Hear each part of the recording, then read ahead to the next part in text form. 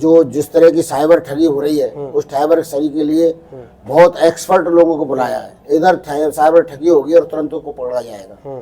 तो जिस तरह की यहाँ मतलब ये मेवात क्षेत्र में पहले टटलू का काम होता था, अब वहाँ साइबर ठगी होने लग गई है।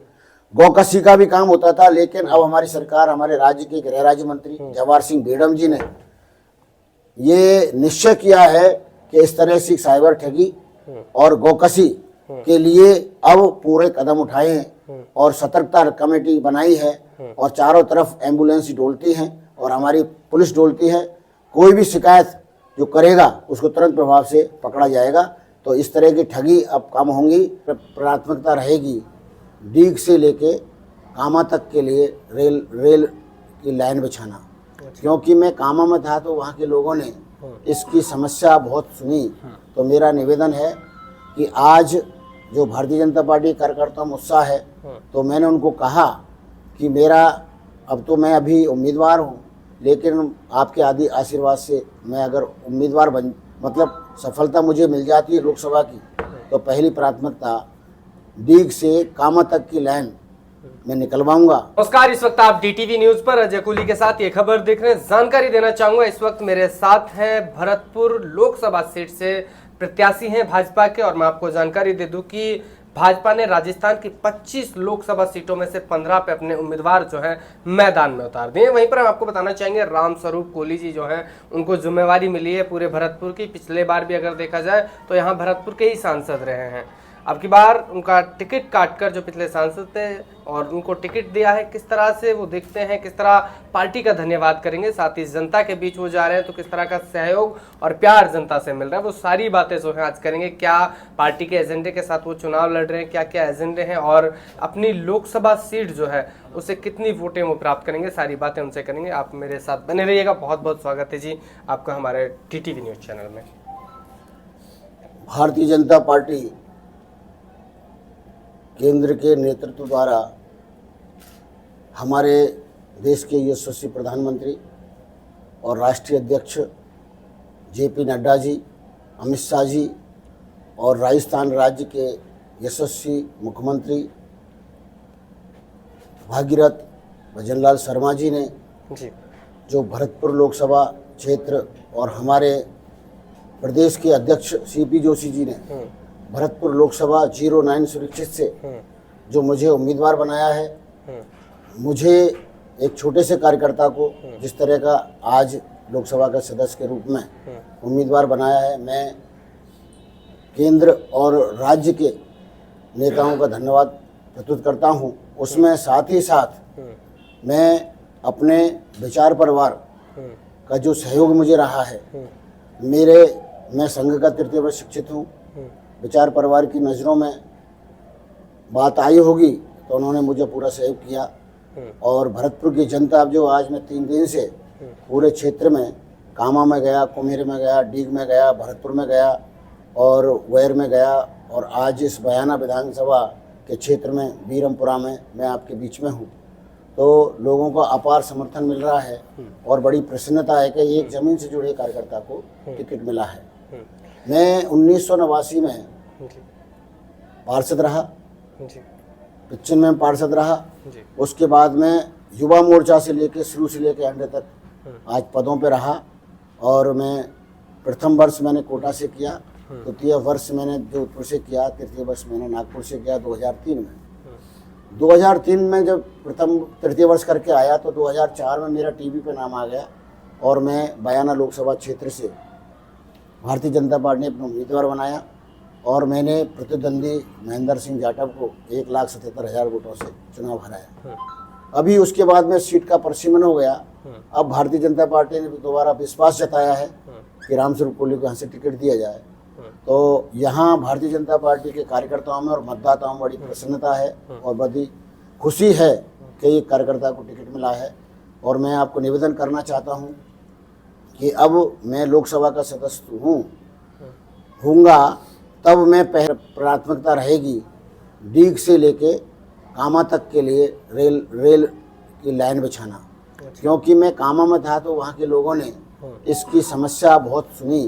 तो मेरा निवेदन है कि आज जो भारतीय जनता पार्टी कार्यकर्ता में उत्साह है, तो मैंने उनको कहा कि मेरा अब तो मैं अभी उम्मीदवार हूँ, लेकिन आपके आदि आशीर्वाद से मैं अगर उम्मीदवार बन मतलब सफलता मुझे मिल जाती है लोकसभा की, तो पहली प्राथमिकता डीग से कामा तक की लाइन मैं निकलवाऊंगा। और यहाँ जो ERCP कि हमारे भागीरथ भजनलाल जी ने जो योजना लाए हैं 21 जिलों के लिए, उसमें हमारे मध्य प्रदेश के मोहन यादव जी मुख्यमंत्री और राजस्थान के यशस्वी मुख्यमंत्री भजनलाल शर्मा जी ने जो कमिटमेंट किया है, ऐसे ही कांग्रेस की सरकार थी, मध्य प्रदेश में थी और राजस्थान में थी।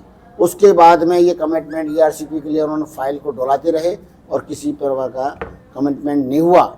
इसी तरह से बिजली की जो किल्लत थी, उस बिजली की किल्लत को देखते हुए हमारे छत्तीसगढ़ में कांग्रेस की सरकार थी और राजस्थान में कांग्रेस सरकार थी, तब उनको कोयला उपलब्ध नहीं हुआ। हमारे यशस्वी मुख्यमंत्री भजनलाल शर्मा जी ने छत्तीसगढ़ के मुख्यमंत्री से मुलाकात कर और उस कोयले की भी किल्लत को ख़त्म किया। और मैं ऐसे यशस्वी मुख्यमंत्री भागीरथ भजनलाल जी को मैं धन्यवाद देता हूं कि जिसको जैसे कहते हैं ना, जिसको पानी पिलाता है वो भगवान माना जाता है। तो इस तरह से भागीरथ की उपाधि जो मैंने दी है भजनलाल जी को, क्योंकि यहाँ हमारे किसानों के लिए, खेती के लिए, पीने के लिए जो समस्या है वो समाधान हो जाएगा। और आने वाले समय में जो नदियां हैं, नदियों में पानी नहीं आता था, वो नदियों से भी पानी आएगा, क्योंकि ये समस्या बहुत दिनों से है। किसान बहुत परेशान थे। तो भारतीय जनता पार्टी के इस शीर्ष नेतृत्व को मैं धन्यवाद देना चाहता हूँ कि भरतपुर लोकसभा सीट को यहाँ कम से कम हमारे कम से कम 7 लाख वोटों से इस ये लोकसभा क्षेत्र हर विधानसभा से कम 80-90 हज़ार वोटों से मैं जीतूंगा और 7 लाख वोटों से हमारे नरेंद्र मोदी की झोली में यहाँ से भरतपुर की सीट जाएगी और 400 पार नरेंद्र मोदी करेंगे। हमारी सरकार 400 पार, मोदी जी का कहना है अब की बार 400 पार, अब की बार 400 पार का जो नारा है वो हमारा सफल होगा। इन्हीं शब्दों के साथ जय हिंद, जय भारत, जय। आपकी अगर लोकसभा की बात करें तो वहाँ अगर समस्याओं की बात करें, चाहे शिक्षा की बात कर लें, एजुकेशन के स्तर को देख लें, तो एक अहम समस्या है। और अगर बात करें उस मेवात इलाके की, तो वहाँ चाहे साइबर ठग हो, तो किस तरह उन समस्याओं को आप देख रहे हैं, लोगों के साथ ठगी की जा रही है, तो ये सारी समस्या जो है आप किस तरह उनको देख रहे हैं? अगर आपको मौका मिलता है तो क्या वहाँ की रणनीति आपने बनाई? मैं 2004 से 2009 तक जब मेवात में कुछ होता तो यहाँ से दौड़ के जाता था। अब हमारी सरकार ने जीरो टॉलरेंसी की जो योजना बनाई है और हमारे बहन बेटियों को छेड़ने के लिए जो योजना बनाई है, हर तहसील जिले में एक थाना होगा। और जो जिस तरह की साइबर ठगी हो रही है, उस साइबर ठगी के लिए बहुत एक्सपर्ट लोगों को बुलाया है। इधर साइबर ठगी होगी और तुरंत को पकड़ा जाएगा। तो जिस तरह की यहाँ ये मेवात क्षेत्र में पहले टटलू का काम होता था, अब वहाँ साइबर ठगी होने लग गई है। गौकसी का भी काम होता था, लेकिन अब हमारी सरकार, हमारे राज्य के गृह राज्य मंत्री जवाहर सिंह बेडम जी ने ये निश्चय किया है कि इस तरह से साइबर ठगी और गौकसी के लिए अब पूरे कदम उठाए हैं और सतर्कता कमेटी बनाई है और चारों तरफ एम्बुलेंस डोलती हैं और हमारी पुलिस डोलती है। कोई भी शिकायत जो करेगा उसको तुरंत प्रभाव से पकड़ा जाएगा। तो इस तरह की ठगी अब कम होंगी। और यहाँ आने वाले समय में, अभी हमारी सरकार को 2-3 महीने हुए हैं, व्यवस्थाएं चल रही हैं, लेकिन भारत सरकार और दोबारा तीसरी बार हमारे देश के यशस्वी प्रधानमंत्री नरेंद्र मोदी जी प्रधानमंत्री बनेंगे और प्रधानमंत्री बन के हमारे राज्य के मुख्यमंत्री जी से आह्वान करेंगे कि इस तरह की हरकत नहीं हो। और दूसरा मेरा निवेदन है कि यहाँ जो गौशाला है, मैं निवेदन करना चाहता हूँ कि लोकसभा का सदस्य बनने के बाद में हर तहसील में एक गौशाला हो, जिससे किसानों को ये जो हमारे जैंगरा गाय भैंस जो डोलती हैं, उनसे हमारी समस्या का समाधान, क्यों किसान बहुत परेशान है, रात को 12-12, 1-1 बजे जगता है। तो आने वाले समय में ये हमारी राजस्थान सरकार ने जो मैनिफेस्टो में दिया है, उसको देखते हुए वो इस योजना को लागू करेंगे और हम भी ऊपर इस बात को रखेंगे। जब आप जनता के बीच पहुंच रहे हैं तो क्या सुनने को मिल रहा है और किस तरह का स्नेह और प्यार आपको मिल रहा है? जनता के बीच में मुझे मिल रहा है कि इस बार रामस्वरूप कोहली को बहुत दिनों में मौका आया है और इनको हम अच्छे मतों से जिताएंगे। बड़ी प्रसन्नता है। आज मैं पूरे शहर में रहा, पूरे शहर में रहने से वहाँ स्वागत हुआ, सत्कार हुआ। उनकी नज़रों में है कि रामस्वरूप कोहली जी हमारे व्यवहारिक आदमी हैं, संघ परिवार से हैं, त्रिदेव शिक्षित हैं और सबको जानते हैं। मैंने जो गरीबी देखी है वो शायद किसी ने नहीं देखी होगी, लेकिन मैं भगवान से प्रार्थना करता हूँ कि हमारे देश के यशस्वी प्रधानमंत्री जी ने जो मेरे से निर्णय लिया है, मैं हमारी भारतीय जनता पार्टी की रीति नीति को ध्यान में रखते हुए कभी कोई किसी प्रकार की यहाँ कमी नहीं होने दूंगा और न कमी होगी। तो मेरा सभी कार्यकर्ताओं को साथ लेके, दूसरा मेरा ये है कि जब मेरा टिकट फाइनल हुआ था उससे पहले एक सर्वे हो रहा था, तो हमारे सब मंडल अध्यक्ष, संयोजक, प्रभारी और विस्तारक, इनसे मेरा संपर्क हुआ। उस संपर्क से पहले ही उन्होंने कहा था कि भाई साहब हमने तो आपका ही नाम दिया है। तो मैं हमारे मंडल अध्यक्ष, विस्तारक, संयोजक, प्रभारियों का धन्यवाद देता हूं कि एक छोटे से कार्यकर्ता पर इतना विश्वास जताया। और मैं इन कार्यकर्ताओं के लिए मैं जो मुझसे बन पड़ेगा वो करूंगा, लेकिन मैं जिस क्षेत्र में जाता हूं उस क्षेत्र में मंडल अध्यक्ष को जरूर फ़ोन करता हूं कि मैं आपके इस मंडल में आ सकता हूं या आपकी विधानसभा आ सकता हूं। तो ये जो मैं कामा गया था, डीग गया था, भरतपुर गया था, है ना, और तो मैंने भूदेव जी भाई साहब को भी कहा। तो मेरा निवेदन है कि कार्यकर्ता ही सबसे बड़ी है। कार्यकर्ता जो संगठन का होता है, हमारे देश के यशस्वी प्रधानमंत्री जी ने संगठन को ही सर्वोपरि समझा और एक कार्यकर्ता के पैर छुए मंच पर। तो मेरा निवेदन है, इस संगठन से बड़ा कोई नहीं है। इन्हीं शब्दों के साथ जय हिंद, जय भारत, जय मां। साथ ही में ये भी जानना चाहूँगा कि राजस्थान में 25 लोकसभा की सीटें हैं, कितनी पे कमल खिलने वाला है और भरतपुर की जनता क्या वाकई में अब की बार फिर से कमल पर भरोसा जताएगी? भारतीय जनता पार्टी की अभी 15 सीटों पर निर्णय लिया है, 10 सीटों का और निर्णय होने वाला है। वो इसलिए देरी हो रही है कि हमें 2500 की 2500 सीट राजस्थान में जीतनी है। अच्छा। क्योंकि भरतपुर की जनता ने तो मन बना लिया है और मैं आज कह रहा हूँ 5 लाख से ऊपर हमारी जीत होगी इस राजस्थान से। और भरतपुर में 5 लाख से ज़्यादा हमारी जीत होगी और राजस्थान में 2500 सीट हमारी भारतीय जनता पार्टी की झोली में आएगी। और पहले भी आई, 2014 में भी आई, 2019 में आई और 2024 में भी 25 सीट आएंगी। और देश के यशस्वी प्रधानमंत्री जी को हम 400 पार करके देंगे और तीसरी बार प्रधानमंत्री बनने जा रहे हैं देश के प्रधानमंत्री। रामस्वरूप जी, जनता से क्या एक संदेश और क्या एक अपील आप करना चाहेंगे? मैं मतदाता और जनता और कार्यकर्ताओं से अपील करना चाहता हूं कि हमारे देश के यशस्वी प्रधानमंत्री जी ने धारा 370, 35A, राम मंदिर, 3 तलाक जो ऐसे निर्णय लिए हैं, वो ये छोटे निर्णय नहीं हैं। क्योंकि अब तक इस कांग्रेस सरकार ने धारा 370 लगा करके हमारे देश को बंटवारा कर दिया। हमारे देश में 2 झंडे लहराते थे, आज भारत का झंडा लहराता है।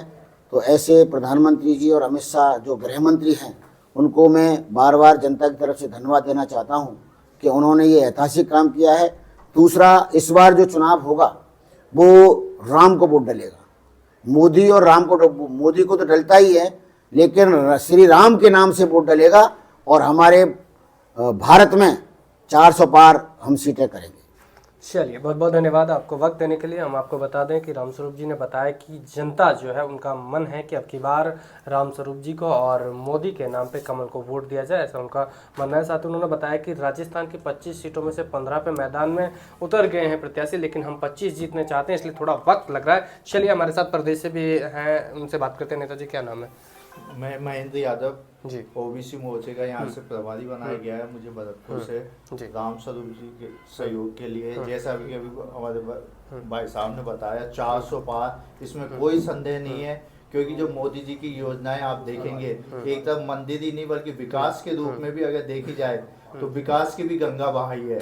योजनाएं देखी मोदी जी की, जैसे अब लगभग 10 वर्ष हो गए उनको, 10 वर्ष में 120 महीने होते हैं। तो अगर अपन कुछ योजनाएं तो उनकी मालूम ही नहीं है, अगर देखी जाए तो कम से कम मैंने 350 से ज्यादा योजनाएं मोदी जी ने लॉन्च करी होगी। तो अगर देखी जाए तो हर 10वें दिन एक योजना लॉन्च होती है। आप शिक्षा में, आज अपन शिक्षा के मंदिर में बैठे हैं, तो शिक्षा में भी देखिए ना, अपने राजस्थान के अंदर पहले कुछ ही चुनिंदा ही मेडिकल कॉलेज थे, आज कम से कम 38 मेडिकल कॉलेज बन चुके हैं और 7-8 अंडर प्रोसेस चल रहे हैं। उनमें 7-8 तो हालांकि प्राइवेट भी। ऐसे एम्स, जैसे कांग्रेस कहती है साहब ये सिर्फ मंदिर की बात करते हैं, विकास की नहीं करते। एम्स, तो एम्स भी आज की तारीख में 18 से 19 एम्स ऑल ओवर इंडिया के अंदर। तो एक तरफ से देखी जाए ना, आज आप जहाँ भी जाते देखते हैं, जैसे भी मैं भी आया रोड से आया, बाई रोडों का, जालों का जो बिछा रहे हैं ये सड़कों का, तो हर तरीके से सुविधाएं, डेवलपमेंट भी हो रहा है। राम के नाम पे भी, जैसा सांसद साहब ने, हमारे प्रत्याशी जी ने बोला, राम के नाम पे भी वोट डलेगा, विकास के नाम पे भी वोट डलेगा। और मैं निश्चित रूप से कहता हूँ 25 सीटें हैं ना, लाखों की तादाद में। पिछली बार भी हालांकि लाखों से ही जीते थे, लेकिन अब के और भी बढ़ करके मतदान करेगी। पब्लिक में एक जोश है। आप देखिए धारा जैसे इन्होंने हटवाई है 370, लोग कहते हैं ऐसा हो जाएगा, वैसा हो जाएगा, देश में गृह युद्ध हो जाएगा, लेकिन कुछ भी नहीं हुआ। राम मंदिर पे भी लेने आने पे ये ऐसा ही बोला गया था, जबकि ऐसा कुछ भी नहीं हुआ। एक तरीके से भ्रांतियां फैलाती है विपक्षी पार्टी, कुछ भी नहीं है। आज भी जैसे हिंदू मुस्लिमों के लिए भी एक भ्रांतियां फैला रखी है, जबकि इसलिए अल्पसंख्यक के लिए जितनी योजनाएं, इनके बेहतर शिक्षा के लिए, हाई एजुकेशन के लिए जितना वो इन्होंने योजनाएं बनाई है ना, उतने किसी ने ही नहीं बनाई। मैं इतना ही कह करके अपनी वाणी को। चलिए, बहुत बहुत धन्यवाद। लगातार आप हमारे साथ देखते रहिए। अब जनता क्या निर्णय लेती है और क्या वक्त फैसला करता है, वो आप हमारे साथ देखते रहिए। इसका इंतजार आपको करना होगा। कैमरा पर्सन सहयोगी के साथ मैं आपका अपना जी कुली, DTV न्यूज़ से। धन्यवाद।